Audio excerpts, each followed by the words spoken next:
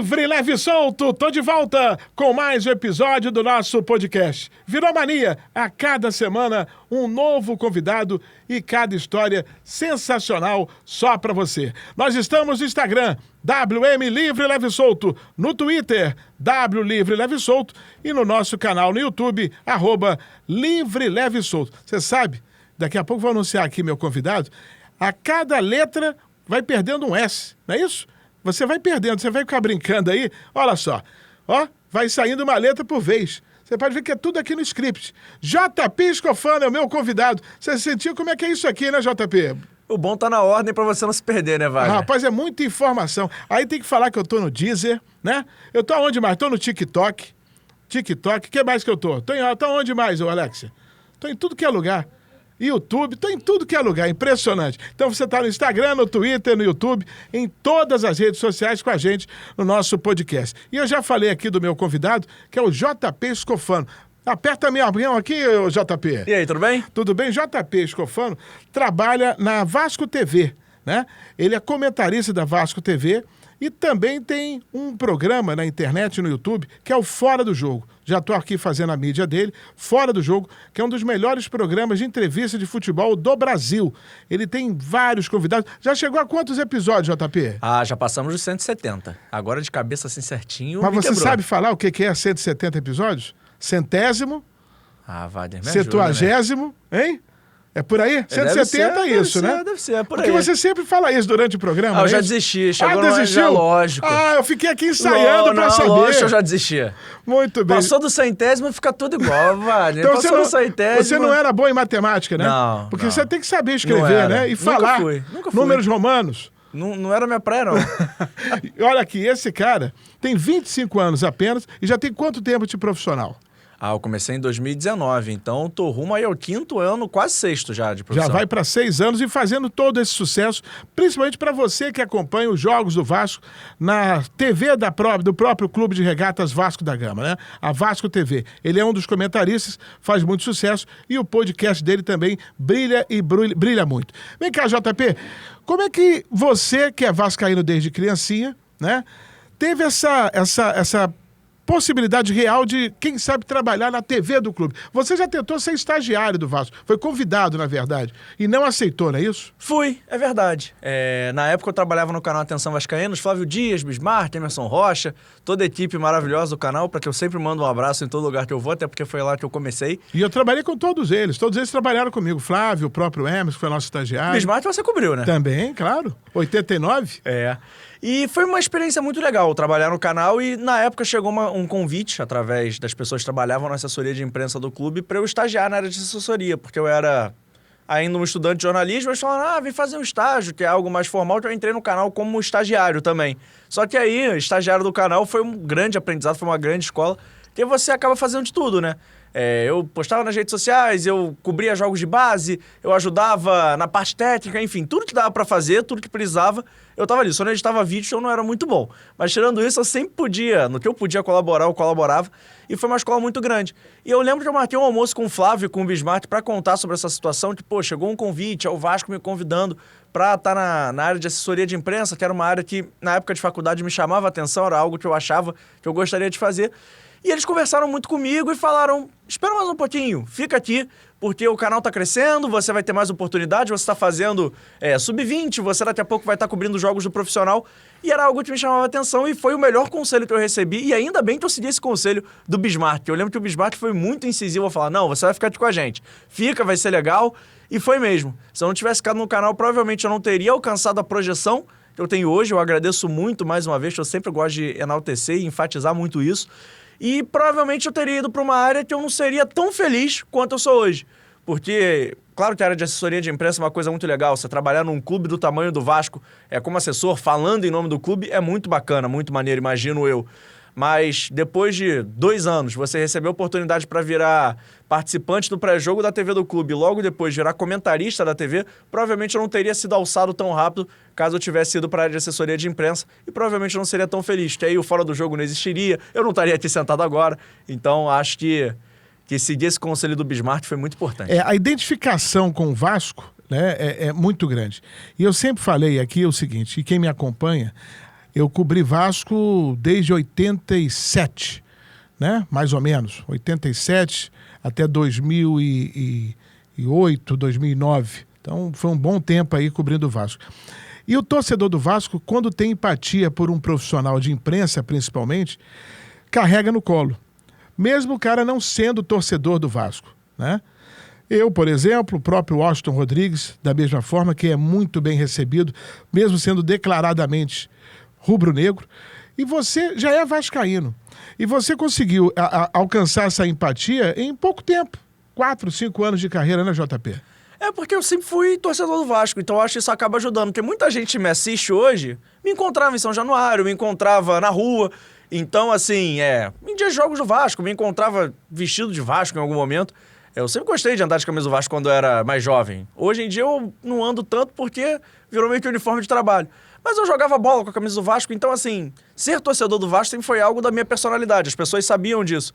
E não tô me comparando ao Apolinho, não. Mas, assim, como todo mundo sabe que o Apolinho é Flamengo, todo mundo que me conhece no dia a dia sabe que eu sou Vasco. E eu acho que isso ajudou muito, não só a criar uma empatia, mas também de entender o lado do torcedor. Porque quando eu tô lá trabalhando, claro que eu sou profissional, claro que eu vejo o jogo de outra maneira, mas eu sempre fico com aquele sentimento do torcedor também, porque eu costumo dizer até que bate mais forte na gente esse sentimento do torcedor, porque tem horas que a gente, como um torcedor, quer jogar as coisas pro alto, quer bater na mesa, quer brigar, falar, não sei o quê, e a gente tem que manter a calma, a serenidade. Então, a gente no ar tem essa parada, e sempre tive, porque meu primeiro emprego foi no canal Atenção Vascaínos, então logo ali a gente já tinha também essa coisa de falar com responsabilidade. Você não pode chegar no ar, abrir o microfone e falar que alguém é uma merda, que o cara é horroroso. Não dá pra ser assim.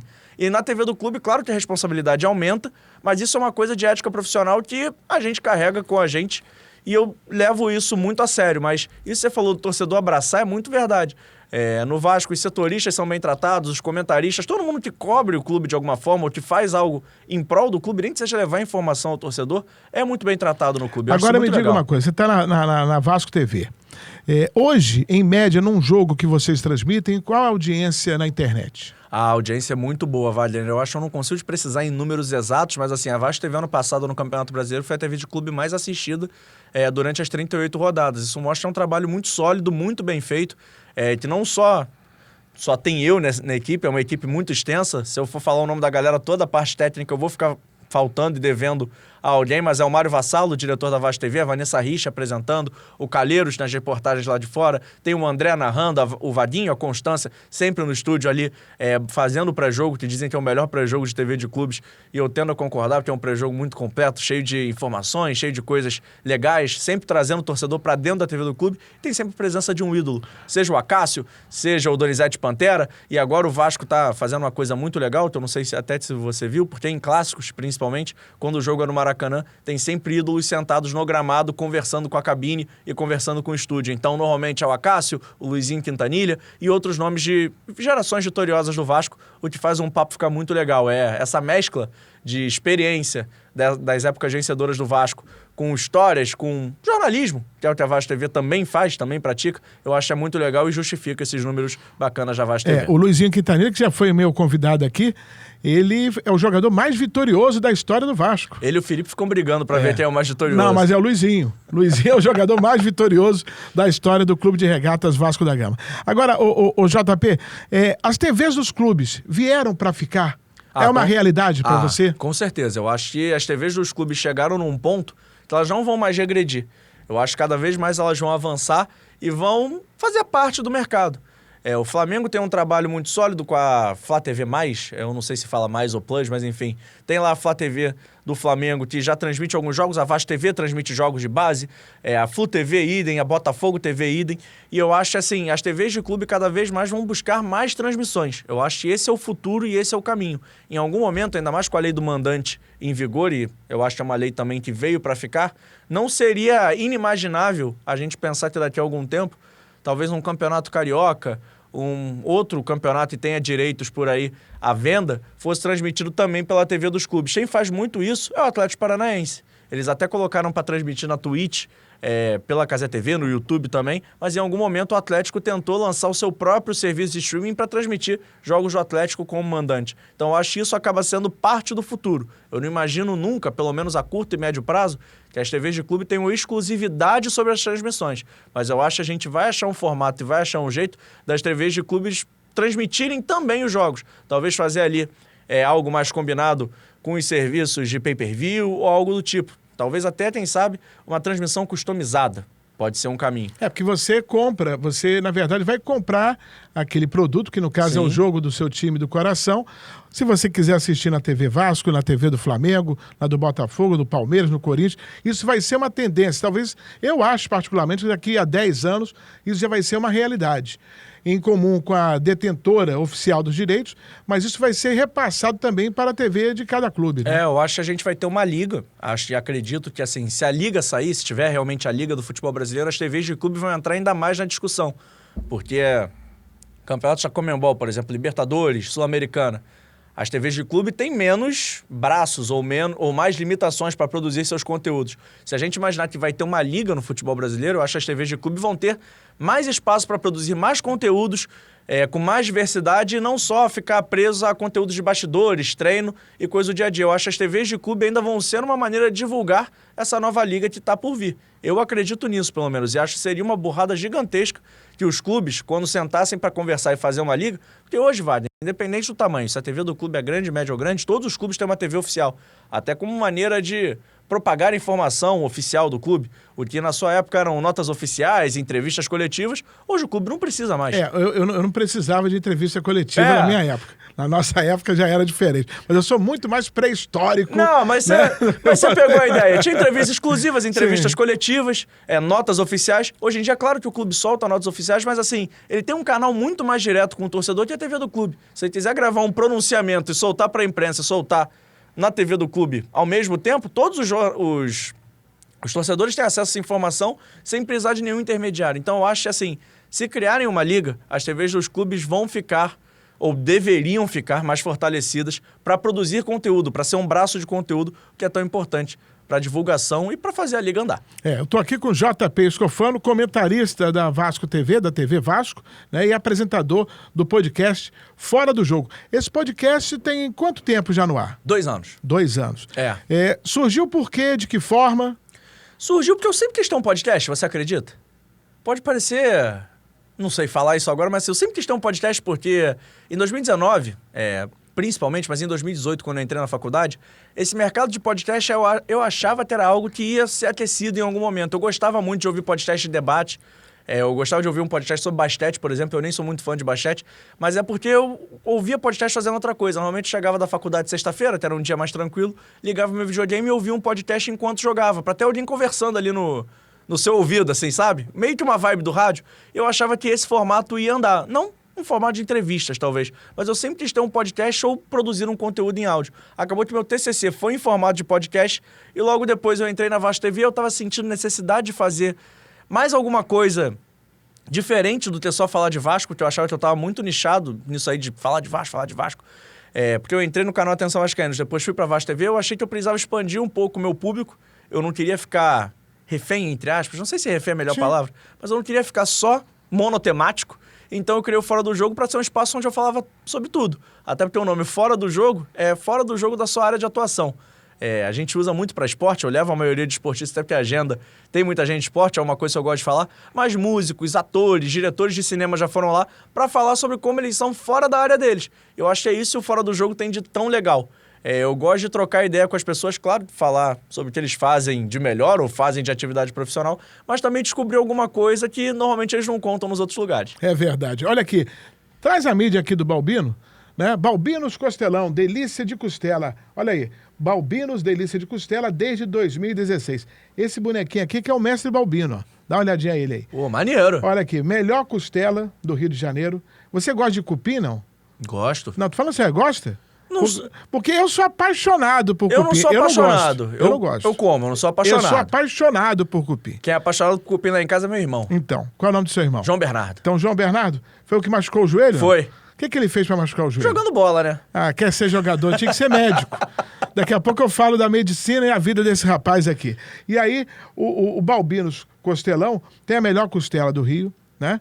Cupim, você corta com a colher. Tá Que lá no beleza. cardápio, é lá Wagner Menezes, porque eu corto o cupim dele com a colher, de tão bom que é. E lá é um ponto estratégico, fica ali no Camorim, né? No Curicica, melhor dizendo, em Curicica, em frente à estação do BRT. E aí o que acontece? Na Praça do Bandolim, E é um ponto estratégico que é perto do Projac. Então vários atores da Globo vão lá É o almoçar. restaurante das estrelas, então. É o restaurante das estrelas. Jogadores de futebol vão lá, né? Cantores, muitos artistas. O JP Escofano tinha que ir lá, Tem que ir. entendeu? Ó, eu até brinco aqui, aniversário do Zico. Quem fez? Nosso Balbino. Quando o Zagallo fez 90 anos. Quem fez? Nosso Balbino. Adriano Imperador. Vive lá direto, né? Vários cantores, vários pagodeiros. E, recentemente, o José Loreto ficou lá no final de semana assando a costela. Então você imagina, né? Você tá lá com a sua esposa, eu até mostrei isso aqui semana passada. Tá lá almoçando com a sua esposa, quem tá assando a carne? José Loreto. Mas aí eu vou ter que te perguntar. Não sei se você comeu lá a costela que o José Loreto preparou. Não, não mas... tava no dia. Mas ele é melhor atuando ou melhor fazendo costela? Acho que a costela dele, ó, chamou a atenção, porque ele parou o Balbinos Costelão. E você que acompanha o nosso podcast, o nosso papo, daqui a pouco, no final do episódio, você vai ser a contemplada ou contemplado com almoço para 4 pessoas no Balbinos Costelão. Lá no Stories do Instagram, eu vou revelar o nome do vencedor dessa promoção. Você vai lá no WM Livre, Leve e Solto e acompanha essa promoção aí do Balbinos Costelão, delícia de costela. Vem cá, JP, a TV do Vasco, a Vasco TV, pertence ao quê? Ao clube? Não, pertence à SAF, é isso? Pertence à SAF. Pertence à SAF porque a SAF comanda todo o futebol. Sim. E tudo que é referente ao futebol Tanto também que, passa por ela, que né? o clube associativo tem a CRVG Vasco, CRVG TV, se eu não me engano, transmite os jogos do basquete, inclusive, do NBB. Eu vou... Falhou um nome agora de cabeça, mas tem essa TV que transmite os jogos do basquete, que tá indo muito bem no NBB, inclusive. Agora me diga uma coisa, como é que fica a relação do narrador, do comentarista, dos repórteres, dos âncoras, em relação ao time? Porque se fosse a TV oficial, e é a TV oficial, mas vamos voltar no tempo, quando era só associativo e futebol uma coisa só. Eu perdi essa época. Então, como é que é a relação de criticar o jogador, criticar o time? Wagner, como eu posso te responder isso? Nunca me pediram pra não criticar, tá? Já me pediram, claro, pra pesar um pouco menos na mão, porque em algum momento, ainda mais se você... Um contexto histórico importante. Eu peguei a função de comentarista naquele ano que o Vasco não subiu pra Série A. Então não dá pra eu chegar e falar pro torcedor que tá tudo legal, tá tudo tranquilo, que, pô, beleza. Não dá, o torcedor não pode ser enganado. O torcedor tá vendo o que tá acontecendo, ele assiste aos jogos, ele vê os resultados, o torcedor... Eu parto da premissa, o torcedor não é bobo. E não adianta eu querer ser bobo pro torcedor. Não vai funcionar. Se o torcedor gosta do meu trabalho e confia no que eu falo, é porque, claro que eu não vou chegar e de novo, mas é meu. Eu não vou chegar e falar que o treinador é uma merda, que o outro cara é horroroso. Não dá. Mas eu posso falar que os resultados não estão vindo, que o time não performa bem, que se continuar desse jeito não vai dar certo. Porque são coisas que a gente tá vendo. E eu não posso em nenhum momento omitir ou mentir para o torcedor. Claro que eu não vou chegar e jogar lenha na fogueira. Não é meu papel. Não tô lá para isso e quem vier depois de mim também não vai estar. E quem veio antes de mim também não estava. Mas a gente também não fecha os olhos porque está acontecendo. E eu acho que é assim em todas as TVs de clube, não é só no Vasco. Sobre o Vasco, que eu trabalho lá, posso te falar. Desde a época do associativo até agora, nunca me pediram para não falar, nunca me censuraram de alguma forma. Nunca aconteceu. Mas claro, também eu mantenho uma linha de trabalho. Claro que já de vez em quando eu falo assim, poxa, pegou um pouco pesado aqui, ou esse jogador tá precisando de um apoio aqui. Não, e também não me pedem, quando falam de algum jogador específico, que foi um caso ou outro, também não me pedem pra elogiar o cara de qualquer jeito. Não é isso. Mas repensa em como você vai criticar. E eu sempre tive uma linha muito tranquila em relação a isso. Eu acho que é por isso que o torcedor, quando eu falo, acaba acreditando. E quando eu participo de outros programas fora do Vasco, por exemplo, vim aqui no Livre, Leve e Solto, você pode me perguntar qualquer coisa, eu vou responder. Concordando, discordando, e eu acho que é natural no processo do futebol isso, concordâncias e discordâncias. Mas, por exemplo, o torcedor que te acompanha no podcast, que o programa é seu, é o mesmo torcedor que te acompanha na TV do clube, né? E esse torcedor, já diz o nome, torce Sim. E às vezes distorce, né? Você, por exemplo, já foi alvo de problemas envolvendo a torcida por causa do time. Né? Já teve seu carro alvejado, né? Alvejado não, apedrajado? Mas foi né? Vou te falar que eu trato isso como um acidente, tá? Eu não acho que foi a torcida toda que fez. Não, nunca é a torcida. E também torcida. digo mais, eu acho que também não queriam jogar pedra no carro do comentarista, não era o Mas caso. isso já aconteceu no passado. Já. Não com a TV do clube, mas com colegas nossos de rádio. Sim, aconteceu comigo. Né? Então, como é que vocês trabalham com isso? Já que vocês estão falando em nome do clube. Wagner, poderia ter acontecido com qualquer outro jornalista saindo do estádio. Eu saí pelo portão na época de pandemia, não tinha torcida dentro do estádio, eu fui sair. Você conhece São Januário com a Pau, não? Fui sair pelo portão 9. Fui fazer aquela curva ali do posto, tava tudo escuro. Jogaram. Não me entenda mal, mas assim, foi a função que eu escolhi, de alguma forma. Eu quero estar ali, quero estar trabalhando ali. Ossos do ofício, acontece. Não é pra acontecer, mas infelizmente acontece. E na semana seguinte, quando eu cheguei na Vasco TV, a gente não tratou sobre o assunto. Eu e a Vanessa, principalmente, me ajudou muito nesse caso também. A gente achou melhor não falar sobre, porque assim, eu poderia, Wagner, ter feito um vídeo. Fiquei muito chateado, fiquei umas 2, 3 noites sem dormir, preocupado. Pô, não é normal. Não é uma coisa que pode ser normalizada. Mas eu poderia muito bem ter ganho likes em cima disso. Poderia. E estaria totalmente no meu direito, tá? Poderia ter filmado, tirado foto, ter falado, não sei o quê. Poderia ter gerado uma baita comoção. Só quem seria o beneficiado no final das contas? Eu. Talvez, um like aqui, outro aqui a mais, beleza. Mas o que eu estaria fazendo com o clube que eu trabalho e o clube que eu gosto? E estaria imputando pra torcida do clube que eu trabalho e pra torcida do clube que eu gosto e que torço também. Então, assim, na hora que você pesa na balança, não faz sentido pra mim, ou não fez sentido pra mim na época, e acho que não faria hoje da mesma forma, ganhar like em cima disso, gerar clique em cima disso. Eu segui fazendo meu trabalho normal, adotei uma medida ou outra de segurança um pouco maior, talvez buscar sair por outro portão, por um tempo eu fiz isso. Mas assim, é do jogo. Não deveria acontecer, mas acontece. Infelizmente é uma realidade. E eu já falei aqui várias vezes, não só no rádio, mas aqui no podcast, é o seguinte: isso só vai acabar, ou pelo menos os olhos só vão ser abertos quando infelizmente alguém vier a óbito, tá? Ou jogador, ou treinador, ou jornalista, porque ele não tem controle. E essa violência só está aumentando. Porque, por exemplo, quem abre a porta do CT, não estou falando do Vasco, estou falando de qualquer clube, para o torcedor entrar.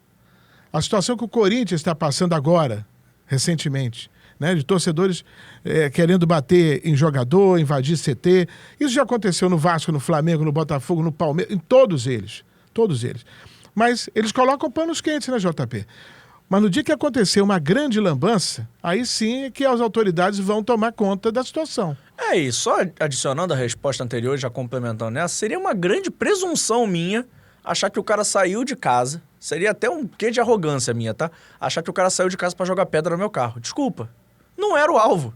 Acabou efeito colateral, entre mil aspas, assim. Tava passando ali na hora errada, na rua errada, no momento errado. Os caras não queriam nem saber quem era, jogaram. Viram saindo do portão de São Januário, acertaram. Mas assim, é uma coisa muito grave e eu digo mais, eu não acho nem quando morrer alguém. Eu acho que quando morrer alguém, realmente, a situação vai escalar para uma... Precisamos de uma cisão, precisamos fazer algo. Mas enquanto não punirmos o CPF, eu acho que é muito prático para as autoridades punirem os CNPJs. A torcida X do clube Y está impedida de frequentar os estádios.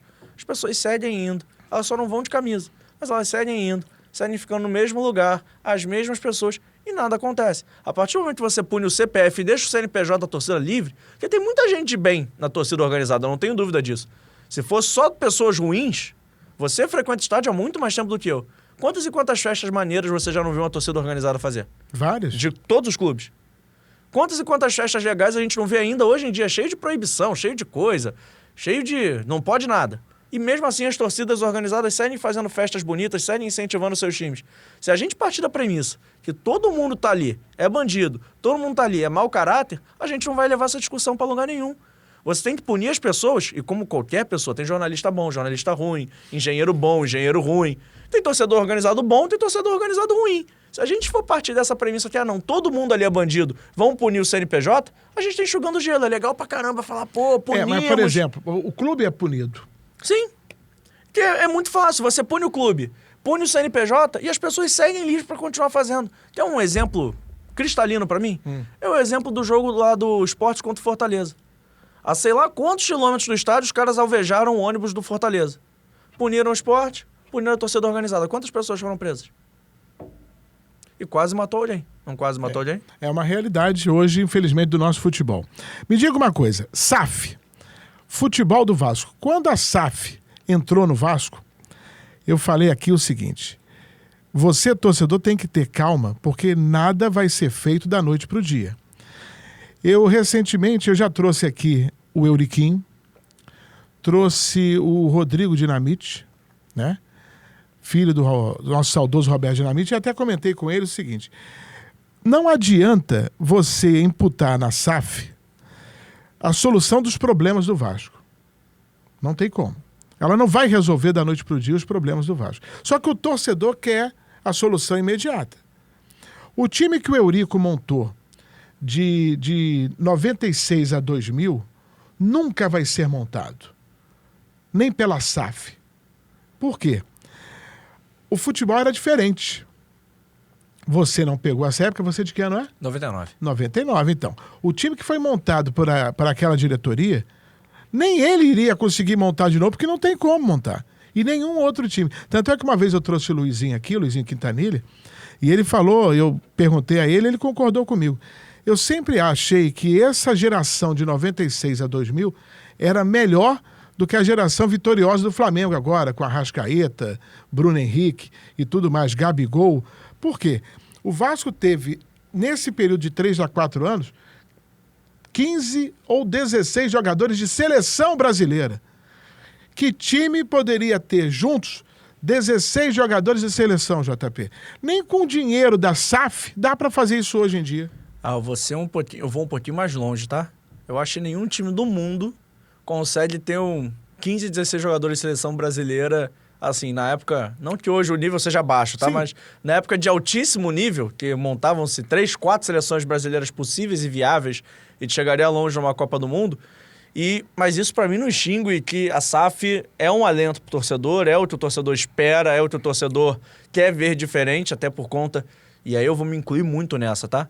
Por conta de todos os anos ruins que o torcedor do Vasco passou nos últimos tempos, nos últimos 20 anos, a minha geração é uma geração muito doída. É uma geração que quer respostas mais rápidas, quer uma coisa mais imediata, e eu super entendo, porque eu também sou assim. Não sei se é uma coisa geracional ou se é uma coisa nossa, que é uma coisa do torcedor do Vasco que está há muito tempo precisando de um carinho. Ao mesmo tempo, o primeiro ano não foi tão bacana. Foi sofrido, foi suado até o final. O segundo ano era para ser um ano melhor. No caso, o ano que a gente está tratando agora, né? Mas aí machuca o Jair, machuca o Paulinho logo nessa temporada. O Vasco começa a temporada sem o Payet. E é um time que tem as mesmas lacunas do ano passado. Eu entendo o pé atrás do torcedor. Mas eu acho e concordo 100% com você. É um processo, é uma coisa que vai ser um pouco mais demorada.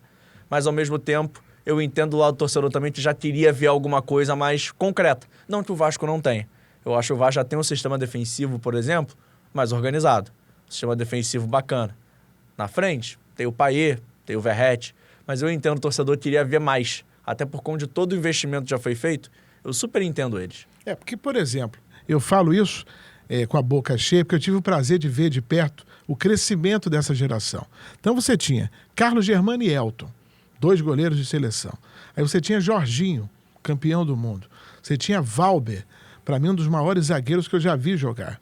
Você tinha Mauro Galvão, você teve Alexandre Torres, um pouquinho antes você teve Ricardo Rocha. Então, aí você teve o surgimento do Felipe. Então, aí você vai, aí você tem Luizinho, aí você teve Wagner, que jogava como volante lateral, que também era de seleção. Você teve o Klebson, que faleceu. Você teve o Vitor, que também foi jogador de seleção. E aí você só estou falando da defesa. Aí no meio de campo, né? O Ramon surgindo, seleção, Juninho Paulista, Juninho Pernambucano. Você não para de ter jogadores de nível. Aí na frente, Romário, Edmundo, Donizete, Luizão, Guilherme. Evair. Pedrinho. Olha, entendeu? Olha quanta gente...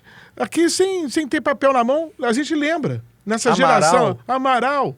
Então você pega aí tanta gente, sei lá, 17, 18, sei lá quantos jogadores. O Vasco, o treino do Vasco, o rachão do Vasco, era rachão de seleção. Era surreal. E para a imprensa, você já foi no início de carreira acompanhando esses treinamentos, você imagina ter 15, 16 jogadores de seleção para entrevistar.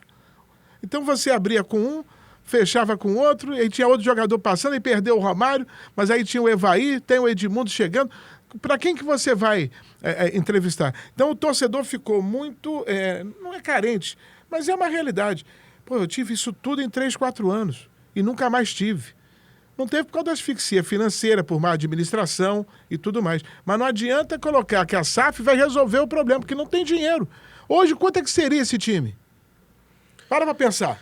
Mas, Jair, eu entendo. Esse time é muito utópico.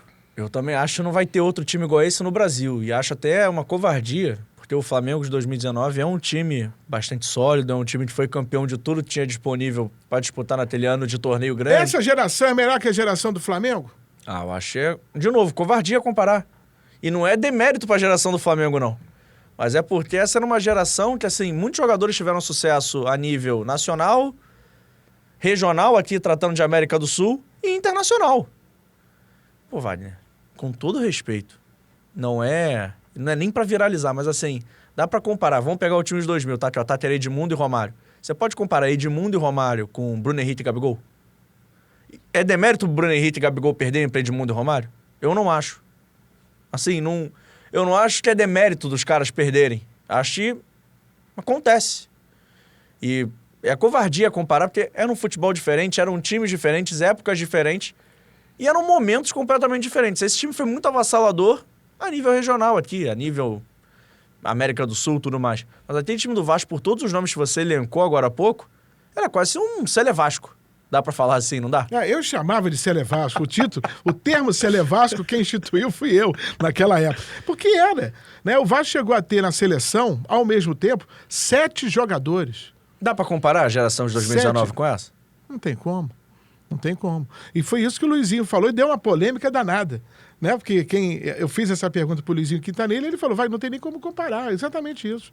A geração nossa é muito melhor. Em termos de nome, de conquistas. E não é sendo advogado do diabo não, tá? Mas assim, a geração de 2019 do Flamengo, por conta de todas as limitações financeiras que o mundo futebol hoje impõe, o Flamengo jamais conseguiria montar um time daquele, mesmo sendo o time mais rico do continente. Porque hoje um jogador de seleção brasileira pra você ter no elenco é raríssimo. Porque quantos jogadores de seleção brasileira jogam no futebol brasileiro?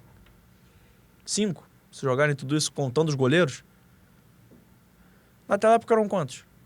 Praticamente todo mundo jogava na seleção brasileira, jogava aqui. Então assim, de novo, eu achei incomparável. Tudo ali, quem viu, viu. Quem não viu, como é meu caso, não vai ver mais. É verdade. Aí fica na saudade e querendo que a SAF resolva da noite pro dia, porque não tem como. Agora, hoje, o comentarista, vou perguntar pro comentarista. Pois não. Hoje o Vasco precisaria de quantos reforços para ter um time para brigar pela primeira colocação do Brasileiro? Pela primeira colocação? Para brigar pelo título. Quantos jogadores faltariam como comentarista? Muitos. E como torcedor? Muitos também. Não, mas eu acho que são muitos, assim, porque o Vasco não tem time ainda, e digo, não é nem time. Que 11 contra 11, substituindo, não sei o que lá, pode dar, mas Campeonato Brasileiro, com 38 rodadas, eu não digo que pode dar com o time de hoje, tá? Mas assim, você montar um time muito enxuto para disputar o Brasileirão 38 rodadas, pode ser que dê certo. O Botafogo no ano passado, eu sempre uso essa régua, tá?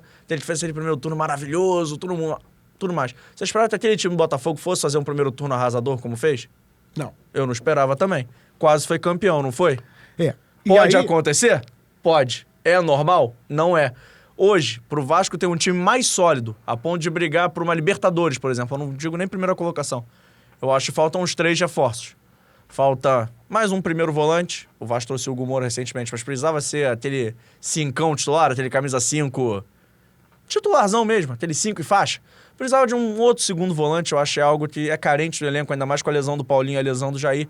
E precisa de um ponta. Ou esquerdo ou ponta direita. Eu prefiro até que o Vasco contratasse um ponta direita, aquele ponta fazedor de gols, aquele ponta criador de jogadas. O ponta tá cada dia mais difícil de achar. Por exemplo, o Vasco no início da temporada poderia ter ido buscar o Gustavo Scarpa, joga pelo lado esquerdo.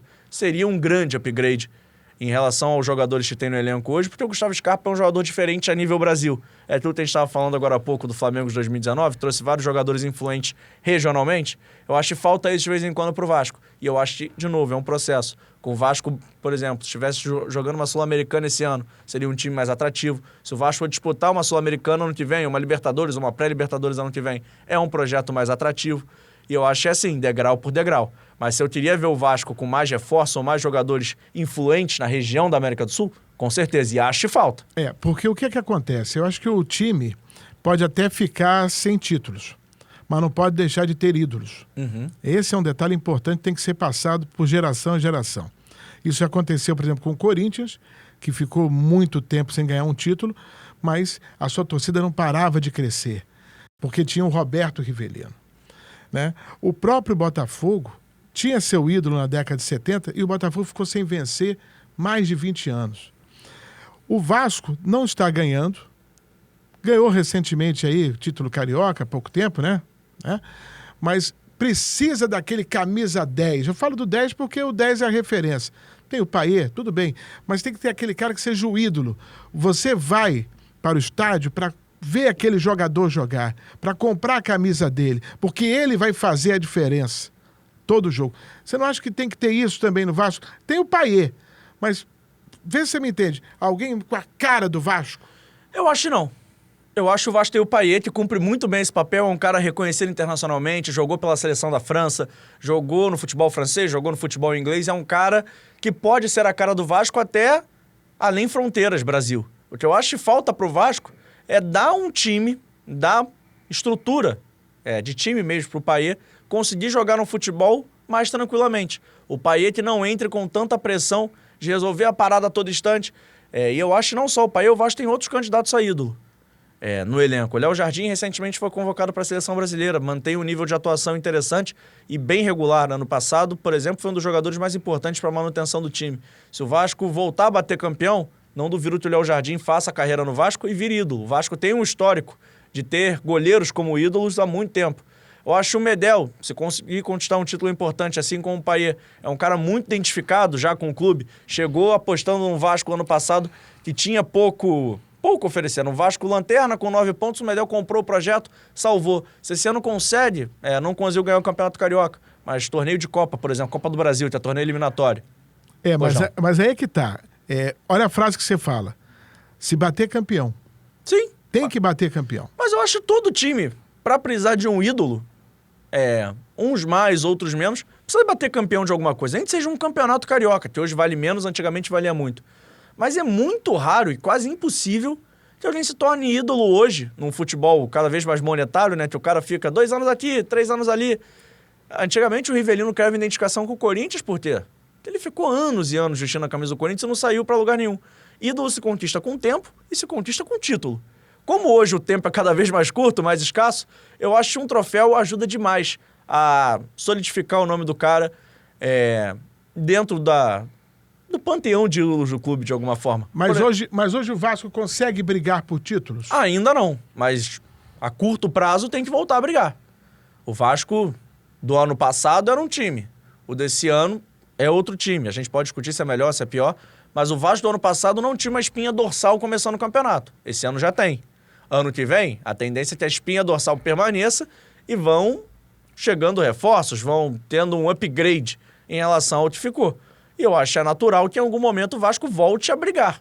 Até porque o Vasco vendeu o seu futebol para ser um time competitivo novamente, coisa que o futebol associativo provavelmente não entregaria mais. Ou pelo menos vendeu-se o futebol para isso. Então, se o torcedor do Vasco, quando votou sim, para se transformar em SAF, para ser SAF, votou para esperar o time voltar a brigar. Se o Vasco não voltar, alguma coisa tem que ser revista nesse processo. E por isso eu acho que daqui a curto, médio prazo, o Vasco deve voltar a brigar. Tem um bom treinador, que é o Ramon Dias, que é um treinador extremamente competitivo, é um cara que estava aí no futebol árabe, mas é um dos treinadores mais vencedores da história da Argentina.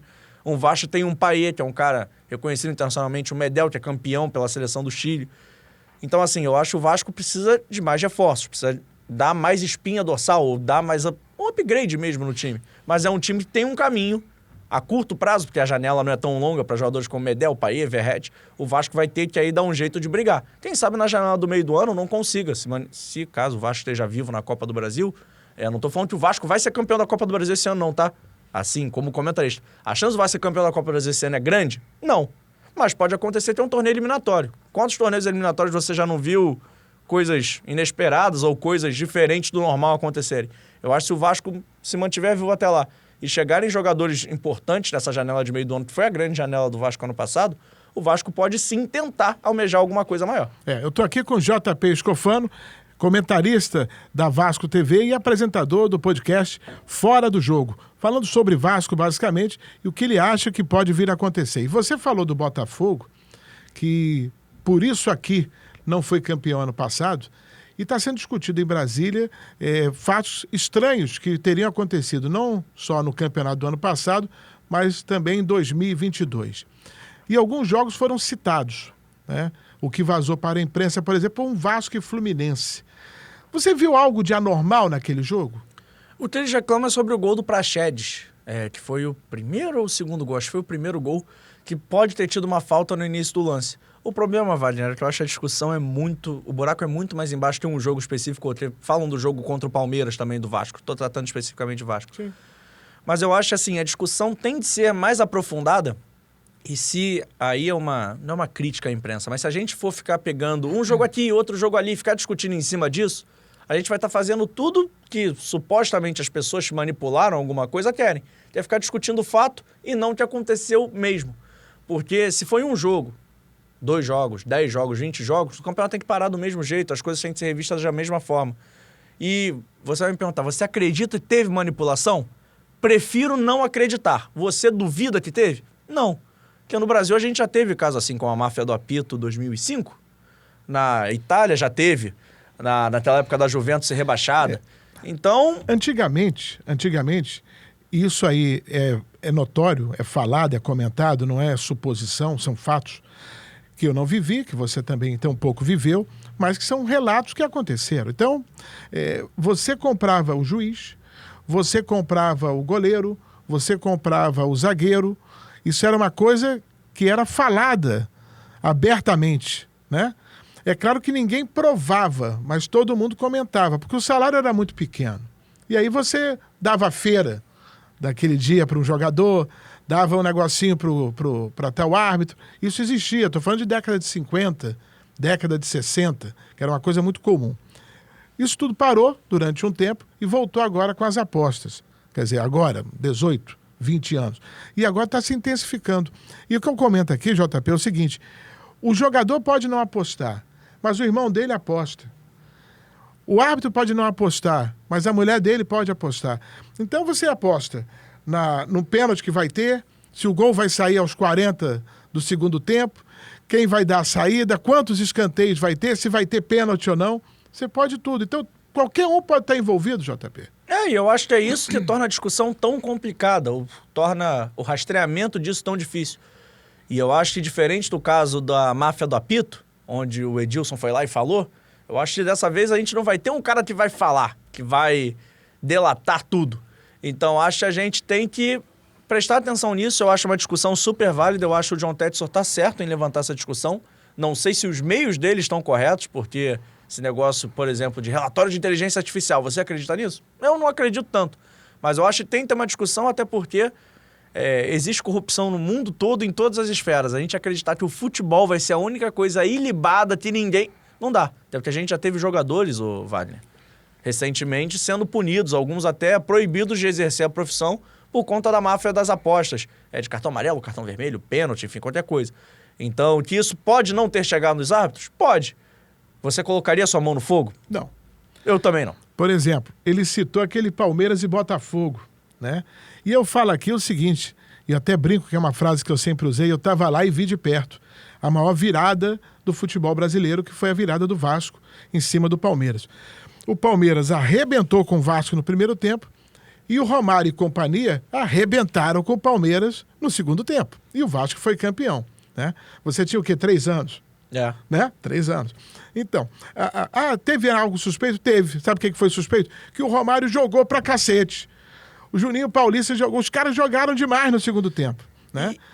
E ninguém falou nada. Mas eu acho que a gente tá criando um precedente perigoso aqui no Brasil quando Você não pode virar o jogo, né? Não, nem de virar o jogo, mas assim, quando o campeonato continua rolando e a gente trata com normalidade o que tá acontecendo, eu acho que qualquer coisa que vai acontecer nessa rodada de final de semana agora vai ser perigoso. Porque um erro, um lance mais esquisito, o que a gente vai falar? Igual falava dos jogadores. Isso daí é máfia das apostas, isso daí o cara tomou de sacanagem. É muito perigoso o precedente estar sendo aberto. No campeonato rolando, com a CPI rolando. Você é que pare o Campeonato Brasileiro imediatamente? Não, mas eu acho assim, se continuar a coisa do jeito que tá, com as acusações rolando, a torta é direito, do jeito que estão rolando, porque todo mundo tem um interesse na máfia das apostas, aí que tá tendo CPI. As pessoas querem achar verdade, o John Tetson quer reclamar, todo mundo tem alguma coisa, e não digo nem tem interesse financeiro, Tavanel, mas assim, todo mundo que vai se indispor contra um sistema tem algum interesse, tem que ser a justiça. Então acho que o campeonato tem que continuar rolando, mas assim, até a página 2. Se continuar essas acusações e todo mundo agora ficar levantando suspeita em relação à arbitragem, o campeonato vai ficar insustentável. O juiz não vai conseguir apitar o jogo. Ele vai pensar 2 vezes antes de expulsar alguém, antes de dar um amarelo pra alguém, e o campeonato vai ficar maluco. Vai virar qualquer regra, vai virar campeonato de grito. Quem gritar mais nos bastidores vai ganhar, quem gritar mais na imprensa vai ganhar. E é um precedente muito perigoso para um campeonato tão disputado e tão nivelado que é o Campeonato Brasileiro. Não sei se você concorda, você tá achando que eu falei uma besteira? Você pararia o campeonato?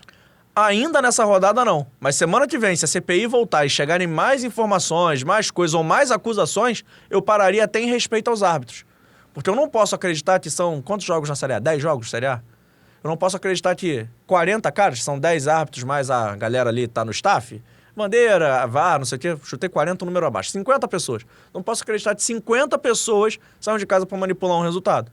Dessas 50, 1, 2, 3, 10 podem fazer? Podem. E se fazem, sejam punidos. Mas se a gente começar a levantar suspeita sobre as 50 pessoas, o campeonato não anda. Porque já se falou o nome do Rafael Claus, por exemplo. Como é que o Rafael Claus vai ter cabeça para apitar o jogo nesse final de semana? Como é que a Daiane do VAR, que foi apontada lá também, foi acusada, foi um nome citado? Que de vez em quando o cara nem é acusado de nada, só citaram o nome de alguém. Como é que a pessoa tem o nome citado vai ter tranquilidade para trabalhar no jogo? Como é que ela vai ter tranquilidade para chamar o cara para ver um possível pênalti? É impossível trabalhar. Então, se o campeonato for ficar insustentável, se tiver que afastar uma galera, igual tá parecendo que vai ter, e não por acusações, mas por citações, talvez seja melhor interromper o campeonato, dar uma segurada e ainda acerta o calendário por conta da parada da data FIFA. Da Copa América, perdão. Que o campeonato não vai parar. Eu acho que vai ser benéfico para todo mundo. Para os times que não vão ter desfalques, o campeonato vai andar numa isonomia maior. E vai ser bom para os árbitros também, para eles não serem acusados injustamente de coisas que eles podem estar fazendo ou não podem estar fazendo. É verdade. E parece que até jogador de futebol também está envolvido nessa situação. Traz para cá, já estou no finalzinho aqui do programa, mas eu não posso deixar de falar com o nosso JP sobre o nosso Balbinos. O Balbino mandou aqui, quando ele soube que o JP Escofano está aqui, ele falou, eu tenho que mandar um lanche pro nosso JP. E ele prepara sempre um farnel. Não sei se você conhece essa expressão. Farnel. Petit lancher. Né? Aí? Um farnel. Aí olha falou aqui. Minha língua. Obrigado. Ó, que maravilha. Que eu não maravilha. poderia deixar de fazer esse fechamento de programa com esse pequeno lanche pra você. O Balbino falou, o JP tá lá, ele nunca veio aqui. Ele tem que estar aqui, pelo menos saborear um pouquinho do nosso Balbinos Costelão, delícia de costela. Vê o que você gosta aí. Isso olha aqui. aqui. Um pastelzinho de queijo. Tem pastel de queijo, tem pastel de costela, né? Tem croquete de costela. Minha nutricionista que não veja isso, tá, Vale? Bolinho de feijoada, tem torresmo. Cadê? Coloca o nosso Balbinos aí. Coloca o nosso Balbinos na tela. Porque ele prepara isso. Só que aí ele falou, cadê o JP? O JP ia chegar, estava atrasado, parará pão duro. Ele falou, não, ele tem que comer. Tem que comer lá. Deixa eu provar aqui o croquete. É muito bom.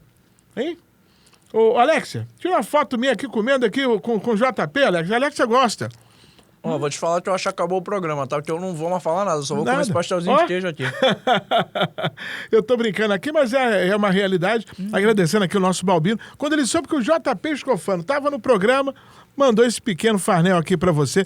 E se você quiser aproveitar as delícias do nosso Balbinos, é só dar uma conferida lá. Desde 2016, lá na Praça do Bandolim, em frente à estação do BRT, você encontra isso e muito mais. Eu já falei aqui no início do programa, eu gosto do cupim, que você corta com a colher. Mas tem arroz de costela, tem bolinho de feijoada, tem vários pastéis. Olha, tem muita coisa boa, tem drinks espetaculares. E é o restaurante das estrelas, do samba, do futebol e da comunicação. Agora ele quer ver você lá um dia, JP, para aproveitar isso tudo, né? O Serjão Lorosa foi lá recentemente, só que ele fez o seguinte: Serjão Lorosa pediu essa mesa inteira de comida. Tá certo ele. Essa mesa inteira. E ele foi pra dentro da mesa inteira, nosso Serjão Lorosa.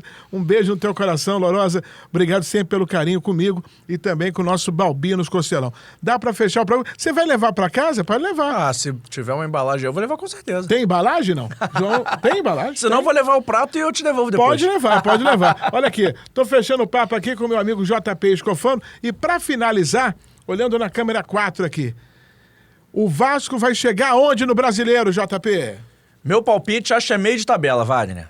Meio de tabela, Meio né? de tabela. Você tá sendo realista Realista, ou hein? otimista? Não, mas realista. Entre o 8º e o 11º, 12º, eu acho que é onde o Vasco vai chegar. Então vou mudar a pergunta, olhando agora pra câmera 1.